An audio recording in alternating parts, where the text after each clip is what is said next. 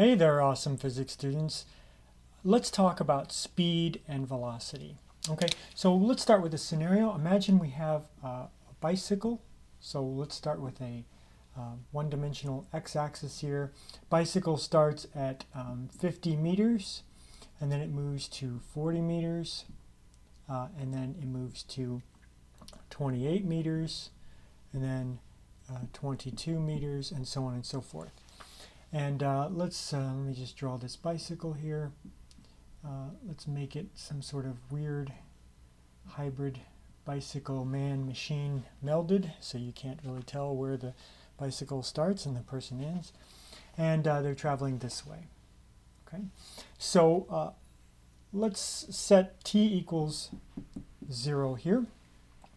And let's talk about what is the speed of the bicycle between here and here. And these are all 1 second time intervals here.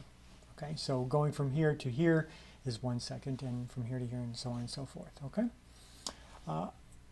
what is the speed of the bicycle between these 2 points? Well, speed is just the distance traveled over the time it takes. So I'm going to write that as delta t. That's the time interval it takes. And distance is always a positive number in these cases. Okay, so going from 50 to 40, that's 10 meters, and 40 to 28, that's 12, and 28 to 22, that's 6.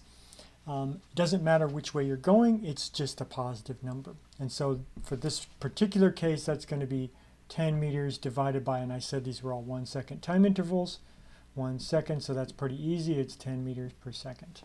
That's the speed. What is the velocity?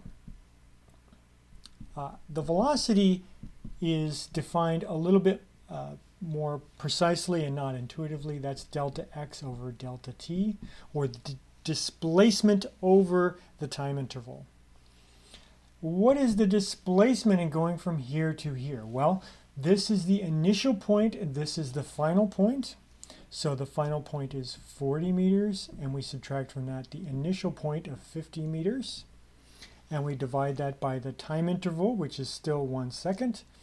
Of course, 40 minus 50 is negative 10, and this is negative 10 meters per second is the velocity. So what does the negative mean in this case? Well, this is a one-dimensional problem.